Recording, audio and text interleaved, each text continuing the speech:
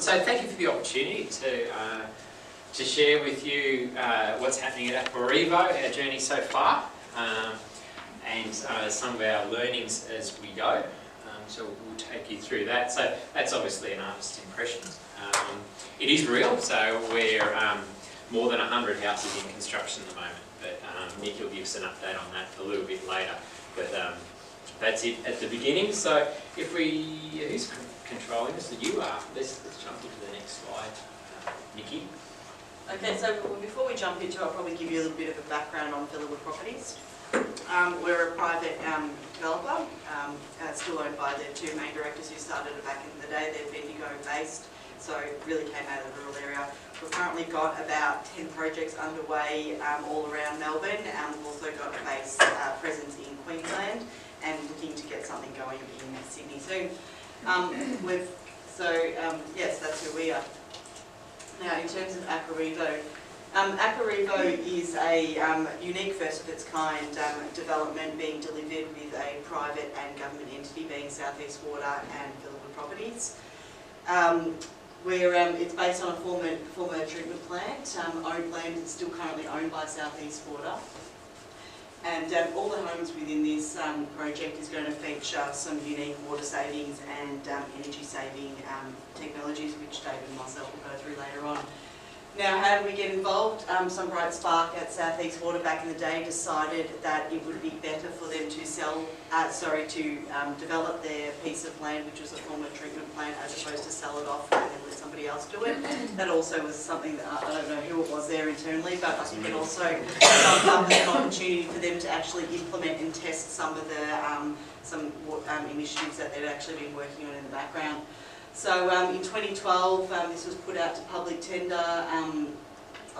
Many submissions were received. I don't know how many you got in the end, but Villawood Properties were the successful tenderers. And between 2012, 2013 and 2014, we went through that finance government modelling on how to actually set up the best way of doing this. And in the end, we come up with it's a project management style approach in where Villawood Properties takes on all of the development construction risks. We actually run that whole process. It enables us to run it and work with people that we're used to working with, and it also avoids going through the tender processes that South East Water need to go to, which enables us to act a little bit more dynamically and to the market. So Aquarevo itself, we're looking at around 465 lots. It's being delivered over 9 stages. Our block sizes are 320 metres square to 1,000. We were trying to do smaller lots, but unfortunately because of the needs of the systems that South East Water developed, those lot sizes had to come up, so we had to knock a few of the terrace and smaller affordable stuff out. We've got 5 hectares of open space. Originally we had a linear reserve running along, a Melbourne water drain running along this boundary. We then brought this in and created a bit more of a wetland feature for the project. We're 40 kilometres southeast from the Melbourne CBD. First commenced planning in 2014 and we got our permit in late 2016, which is also coincides with when we started selling the project. We started construction early 2017, and we've got 6 stages under construction, including our southern wetlands, and we've actually also got our northern wetlands underway. We're 65% sold to date, 50 homes, well you just said 90, I thought it was 50, under construction, and we've got 9 residents already living there. This is a bit of a photo. This was taken about a month ago. We have a lot of issues with water on site. As you can see, our wetlands are going in there. And this is our first stage, and this is our main entry into the project, just up there. Now I'll hand it over to David, but before we do that, we'll do a little video. Maybe if we just jump back really quickly on a couple of things to note for maybe later. So there's the wetlands running down the middle that Niki was referring to there. If this works, I've got something totally cool. Oh, you hope it's going to work? I'm hoping it's going to work. You won't be connected to me as well. Then it's not going to work. So it was like a Pano 360. Yeah, it's a 360 panorama, but I wasn't sure if it was use your imagination. This house on the corner, so this is the main entrance to the estate. This house on the corner we'll come back to later in the presentation. Is it actually our house? It's South East Water House. that we own, we've built, and are using as a showcase house and also an experimental house as well. We'll come back to that. The Discovery Centre, you can't see, dwarfed by some of these other monster houses there. Niki will touch on that later on, and maybe if you just jump out quickly to one or two more slides. Just one more, yeah. Yeah, so this area below this Marriott Water Estate is also another Villawood estate down here, and links in with several more kilometres of waterways, ovals, sporting facilities, parks and gardens, as well as a shopping centre, primary school and 2 train stations. So even though it's 35 kilometres from the CBD, facilities-wise, it's well located. So, in terms of, before we hit play on the video, this is an introduction to the technology, the energy and the water saving technology that is fitted on each Aquarevo home. It's animated and it's fairly, it's tried to be put in very simple language because it is effectively a sales tool for people that come and they inquire in the Discovery Centre, the sales office, or they jump online. There's actually a lot of technology in there, so it's the way it's been formed and delivered is very much meant to be accessible for the average person walking off the street. So keep that in mind as you're listening to that. Yeah. And it also fits in, it's our whole marketing campaign, that very playful, easy, sustainability made simple kind of approach that we've tried to adopt for this whole project. Can we get some gold?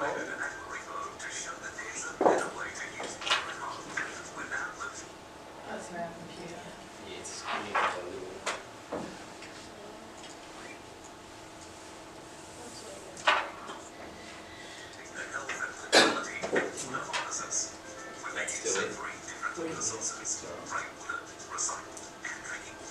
Up to 70% less drinking water will be used by every Aquarevo home, connected to the average home without rainwater or recycled water. Every home at Aquarevo is fitted with a rainwater tank and high-tech hot water system, providing screened, filtered and treated rainwater for the showers, bath, laundry, trough and washing machine. Each home's water usage will be monitored together with forecast rainfall data from the Bureau of Meteorology. This technology, called TechTalk, releases water from the rainwater tank into the stormwater system before rain is due. This means that there is always room in the tank to capture new rainfall.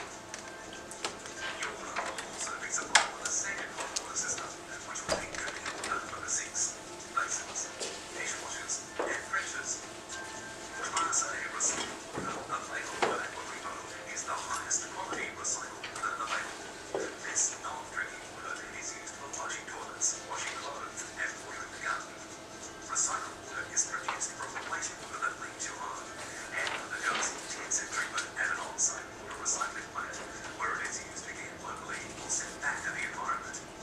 Your home will also be connected to a pressure sewer system. The tank unit, pod and pump will collect wastewater from the home, sending it to an on-site local water recycling plant. In order to assist you to be more energy efficient, all houses will be fitted with a solar panel system. All lots from stage 5 onwards will be fitted with minimum 3 kilowatt solar panels.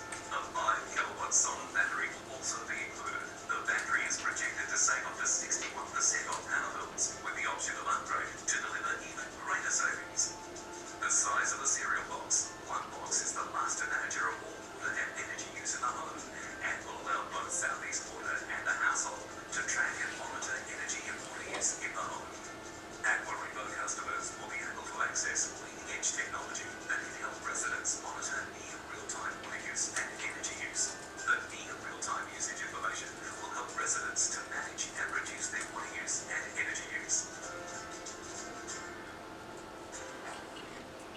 I feel like clapping every time. You should have put that applause on Yeah. in that video. No, let's not do that again. So that's the introduction to what happens on a house. Look, in an audience like this, I probably don't need to talk to you too much about some of the drivers for change, but it is a little bit, I'll focus this in on Melbourne and Victoria. Melbourne's population is growing.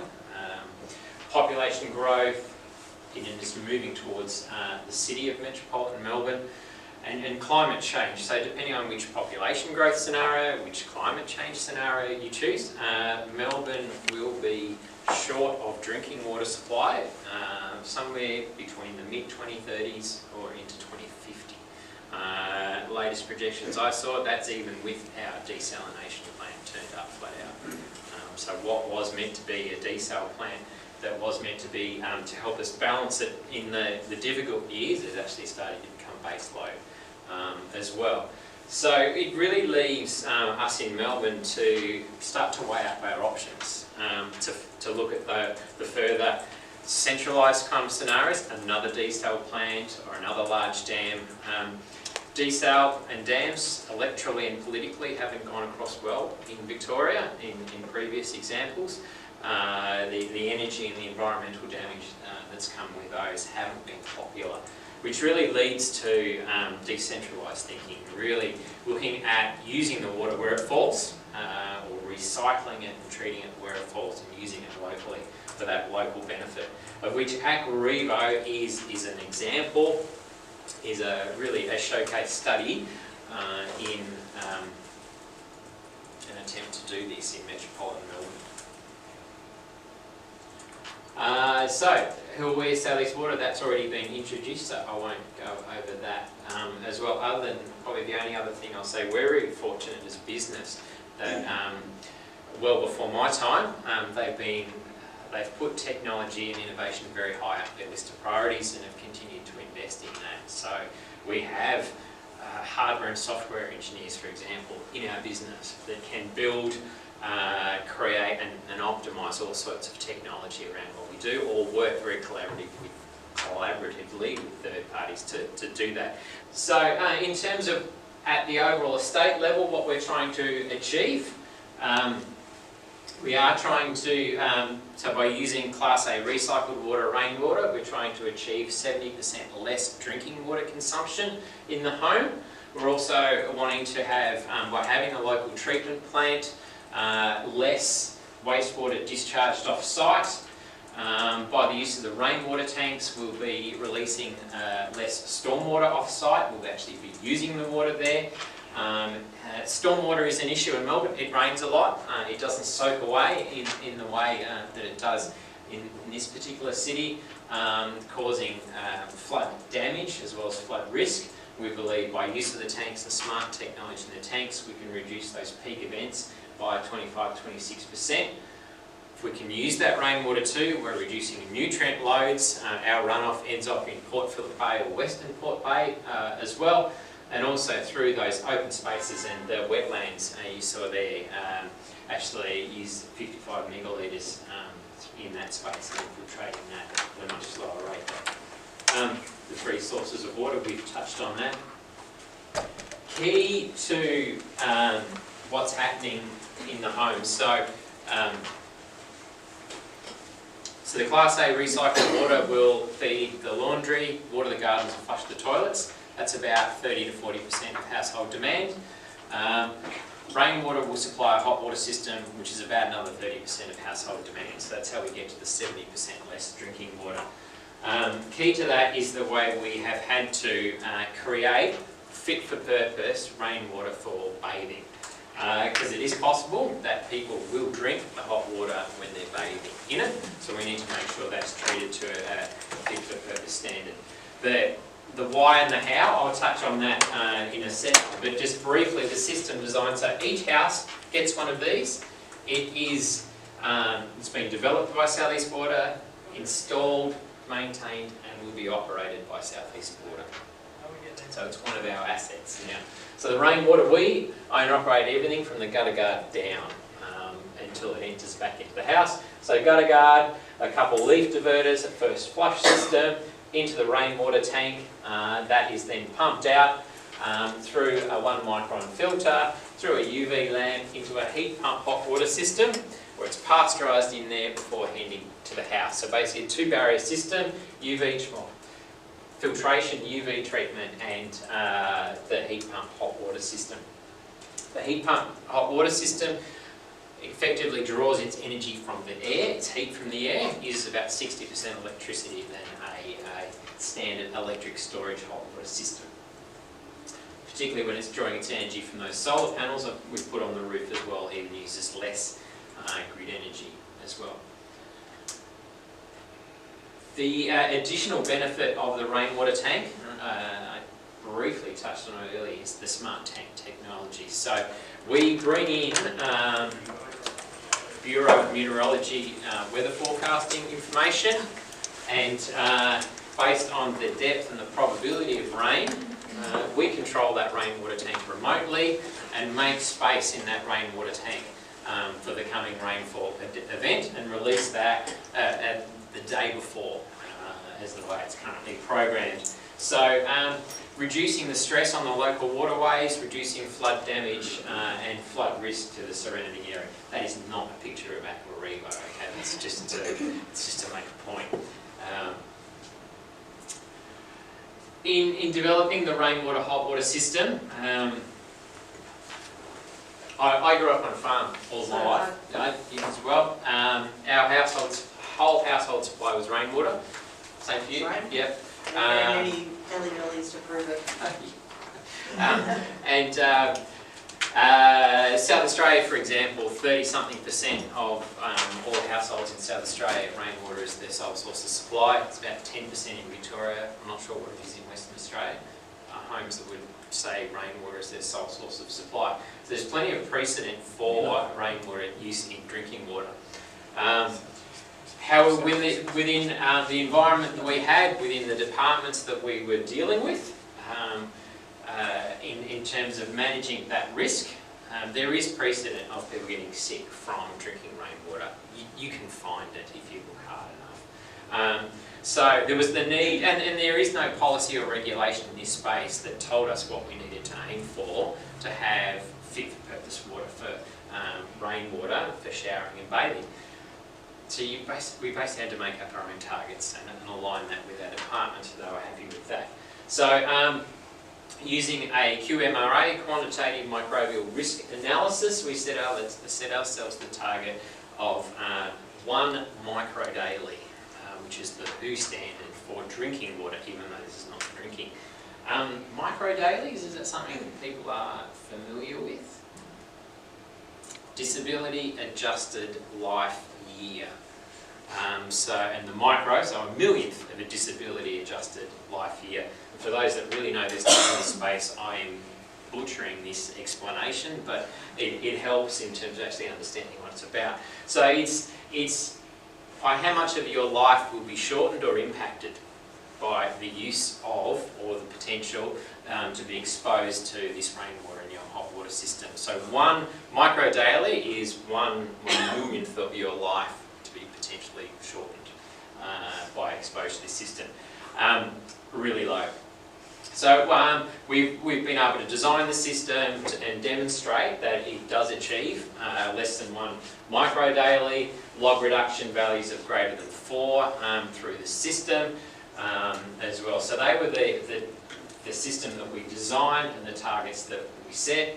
The multiple barriers of the filtration and the UV that we talked about in terms of not just 1 but 2 barriers in that system as well. And really part of the key to it all is then making it smart. So we could go and install a hot water system and the UV, but how do you know it's working? So the residents could be exposed for long periods of time if one of those elements breaks down. The lamp stops working, for example, or the hot water system's not achieving its pasteurisation temperature that you're hoping it would.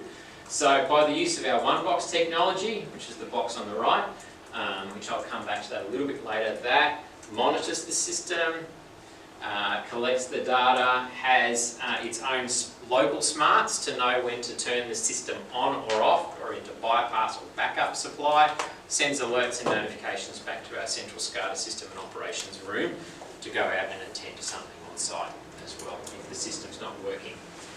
So that remote monitoring, and then the extensive testing that we've had to go through. A QMRA exercise is just that, it's an exercise, it's a risk assessment. But then actually validating that all our assumptions into that risk assessment were true. testing on test rigs, on test houses with real people in them. We did an extensive study with Monash University on validating the UV lamps, and also a challenge test where literally we threw the worst things we could at that system in triplicate and repeated it over and over again to prove the log reductions that we could get out of that system. Moving on quickly through some of the other technology, the video talked about pressure sewer. We had the choice in that estate to put in a traditional gravity sewer system or put in a pressure sewer system. Cost-wise, absolutely marginal between the two if you look at it purely in that sense. The benefit of pressure sewer in this case is the way that it can control the flows to the local treatment plant that is on the Aquarevo estate, which is the front end of that is a plant-based system. So we can size that appropriately, smooth the flows into that treatment plant across the day rather than have the typical diurnal ups and downs through the day. And this is technology that we've leveraged from elsewhere in our region and our business. We are now 6,000 units into a 16,000 unit rollout down the Mornington Peninsula, replacing septic systems and connecting them to our sewer grid. There's the treatment plant that will go in. We need to get to about 200 residents in scale, 200 houses in scale, to get the volumes that we need to get that up. But it has a plant-based front end with then the usual ultrafiltration, UV and a dose of chlorine to send it back to the houses for the use. In the meantime, we're tapping into recycled water from the Marriott Waters estate just over the road. And the one box technology, as I said, that's something that's been developed by Sally's Water some years ago for pressure sewer. Because we have the internal hardware and software engineers, we were able to expand the capability of that internally, give it more memory capacity, more functional capacity, reprogram it, more ins and outs so it can monitor all the water meters around the house, know when the UV is working and when it's not, and then send that data back and represent that back to the homeowners in the form of a portal. So they know their water usage on an hourly basis. It's also measuring the gas meters around the house, so they now know their gas usage as well, and it's bringing in energy data as well. So in a single portal, they'll actually be able to see all those, their water and energy utility usage in a single app for them. Hopefully that will help them further save. Back to you now, huh? Thank you. This is the switch back, yeah. And I'll just jump on that. So that one box system, I'm actually a proud owner of one of my house. One of my house.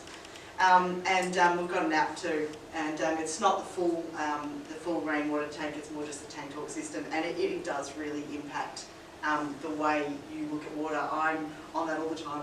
Why isn't our tank filling up? Why haven't I got more water? Don't discharge, no, don't discharge, that kind of thing. And it really goes to show how much it actually does impact the way you use your water, because I'm a testament to that. And that's the big concept behind the app. We really want people to be informed and actually think about what they're doing, and because they won't really do that unless they see the numbers, because it shocks you when you see it on a tablet.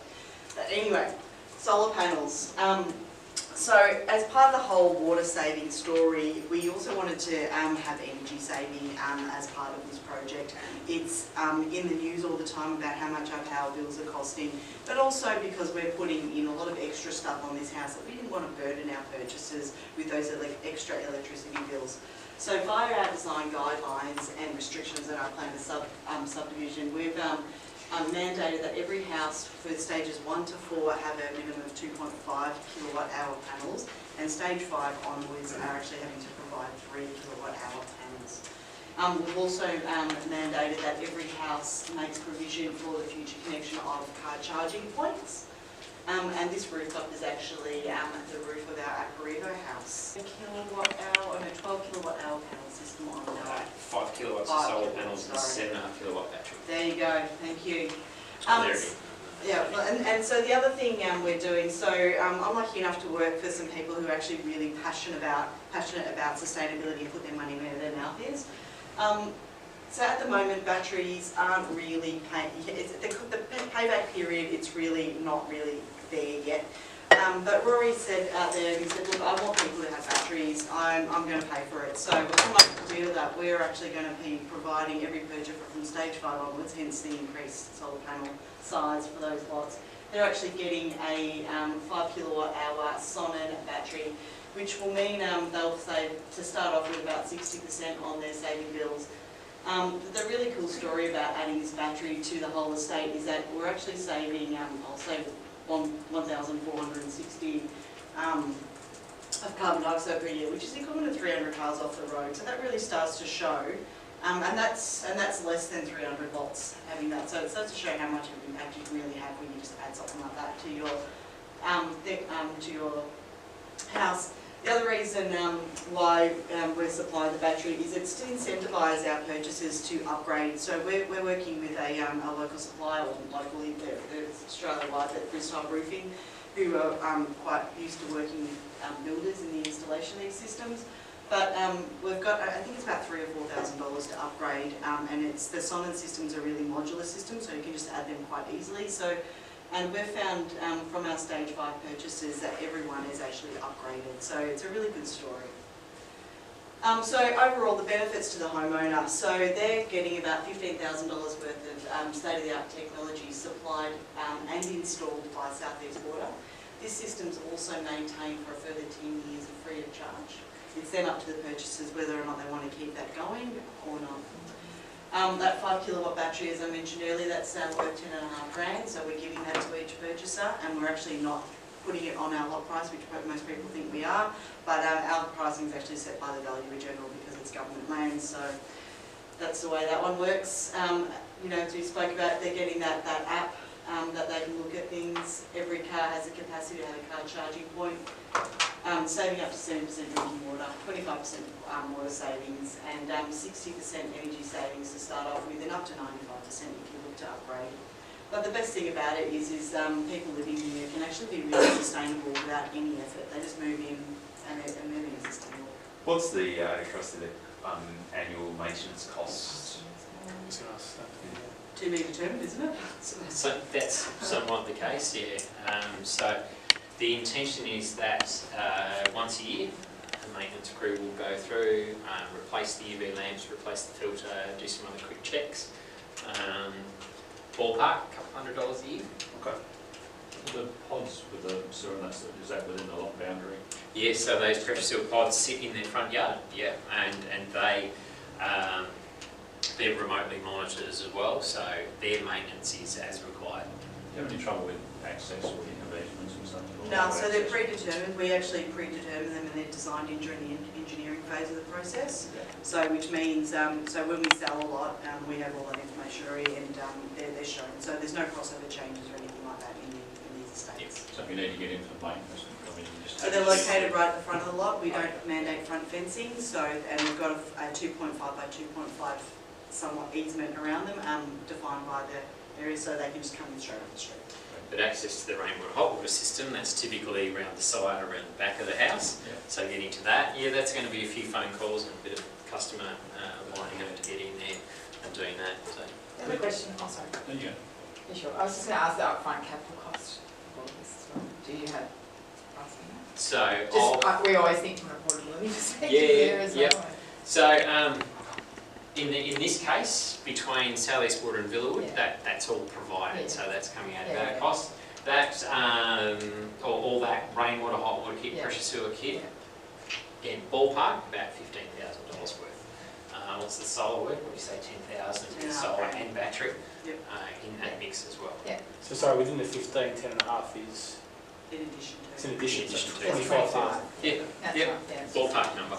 And we've just, I'll have that in the cash flow, I Yeah, guess. no, that's okay. It's just, and do you feel, I don't know if there's any, I know you've got your development south of it, do you feel like you have a competitive advantage over the competitors or in terms of Look, your market? because of the location of the site, this is probably one of the most desirable areas to live. Okay. So we're in a very infill area. Yeah. We have a 95% Indian purchaser population in this estate because everyone wants to live near their neighbours. Heavily Sikh. You say 95%. Yeah. Right. Yep. Heavily Sikh from the Sikh religion, because we've got a Sikh temple, so that's what's driving it. Unfortunately, I'd love to say everyone wants to live here because of the energy and water initiatives, but that's it's a little bit more of a bonus. A lot of people are actually moving out of our Marriott Waters estate, which is to the south. That was a Villawood Properties project delivered over the last, say, 15 years, and a lot of those are just upgrading and moving in as well. Are you seeing are you seeing tension between you talk about the costs for the environmental initiatives and the actual commercial metrics of the steel? Is there, are they complementing each other, or I'll jump into that a little bit more of that in a sec, but I'll take that one note. As part of this whole process, because mindful working with the government authority, we can't have negative feedback in the media, so we've been very mindful of how we educate our purchasers on all of this. We've set up we'll call it a discovery centre. It has the full system installed within it, so they can actually get in there and touch and feel it. Anyone buying a lot has to visit the sales office at least twice and get run through the whole thing. There's a whole lot of other things they sign off on, but that's where we mentioned earlier, we've got this very simplistic, clear and clever marketing approach that makes sustainability simple. And also, as mentioned earlier, because of we can't have those negative, and we've got to be fair to everybody, we've actually had to go through ballots, sales approaches for our first 6 to 8 releases, I can't remember exactly now, because we wanted to be fair to everybody and not seem to be giving anyone an unfair advantage. And it's not a great look having people with kids camped out in cars for days ahead of the sales release. Unfortunately, that demand is now gone, but that's what we had. Just out of interest, why do you think the demand is gone? The market. It's just the market. It's not that everyone's over. Yeah. It's across the board. Across the board. In fact, Aquarevo of all of Villawood's project is still the best performing estate sales-wise. This is just a little photo just showing you what we've got installed. So as you can see, that's what it actually looks like. That's what will be on the side of the house. Not except for the blue pipes. That was a not lot as colourful as that. I got out there and painted that one afternoon. But yeah, you can see the one block system and everything. So that kind of gives you a bit of a scale as well. And then we've got a pressure sewer sitting in there, and also a silent battery. Size-wise, if you want to look at that pressure sewer pot, I've got a lovely photo of me actually sitting inside it. So it's actually quite big, but all they actually see is this little green lid on the surface. It's 1.5 metres high. There you go. So as you were saying about the in terms of competition and stuff with profit and whatnot, our biggest issue has actually come from working with builders and our house, and those churn and burn, don't want change kind of builders who have got their set design and their set costs. So to try to get over that, we're very aware of it because we learnt South East Water, and the industry learned its lesson back in the day when recycled water was introduced. So we tried to jump on the front foot of all of this and had quite extensive builder education process, where I remember going along this roadshow to every builder, briefing draftees and sales reps and everything about what we were actually trying to do. This was vital because one of the key things that is actually changing on these homes, and it doesn't sound like much, but it's the relocation of downpipes and making a roof catchment area large enough to supply enough water going into the tank to ensure that there's enough water going in. That was a massive hurdle for us to actually educate them on that process. As a result, we've actually set up a pre-approval process for the builders to go through, which they can lodge their plans to our design assessment panel, and they can work through us to make sure they've got slabs in the right places for the rainwater tanks. They've got the roof catchment area is correct, and we've actually got a team at South East Water who are dedicated to responding to that as well. So we don't want builders providing quotes to the purchasers and then coming back with all these variations. We want it to be a very seamless process for both for our mutual purchasers. And then we've also had a whole heap of builder expos, which our pre-approved builders then showcase their designs to purchasers. Now, having said that, anyone can build within the estate. It's just if you want to be advertising your price points and everything, it's pre-approval process is recommended. Demonstration house. Do you want to talk to this one? You want me to jump on it? No, I'll do this one. It's our house. It's your baby. Through the process at South East Water, we decided we would own one of these. Build one of these houses, we would own one of them. We would use it as a showcase. We would use it for meetings, events. Top right, that's actually lady second from the right, that's our water minister. Also happens to be our police minister. It's an interesting combination.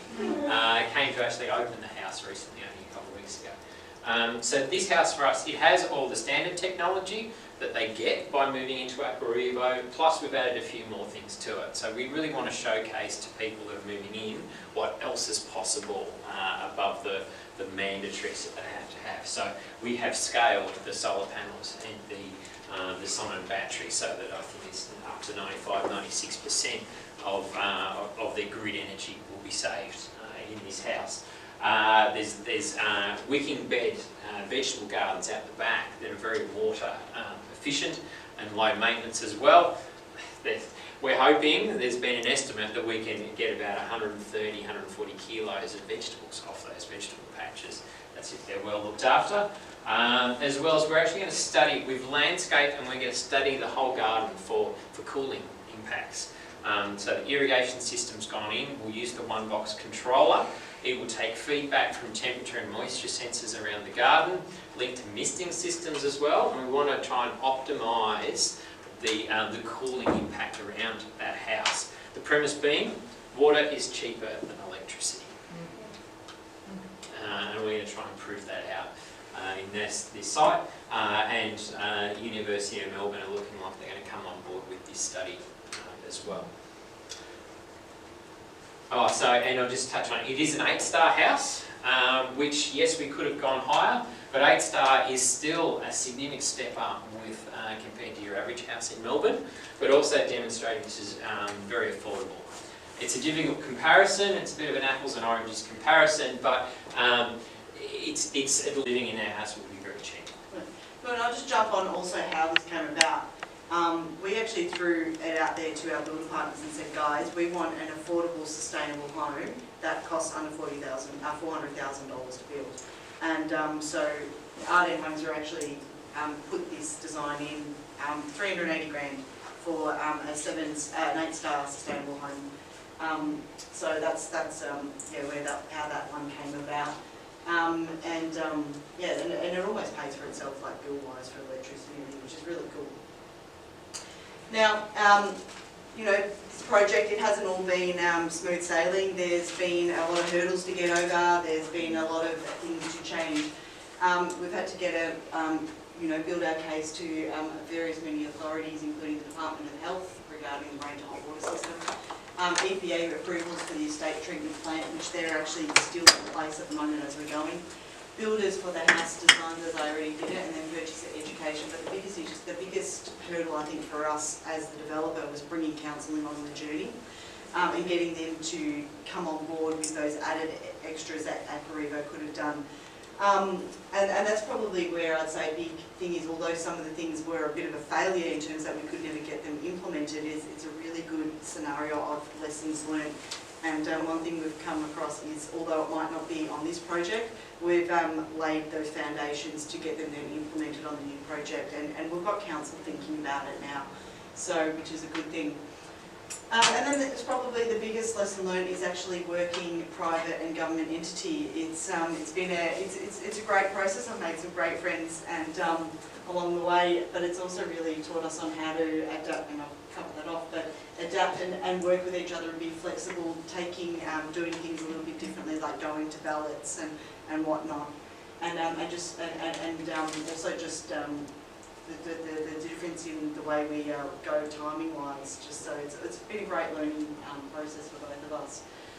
And this is one thing I think is important. It's open communication and collaboration, and the key thing in mind throughout this project is doing what is best for the project and achieving the Aquarevo vision, and that's what we've come to do together as a team, and it's a good story so far. Thank you. Any questions? Thank you.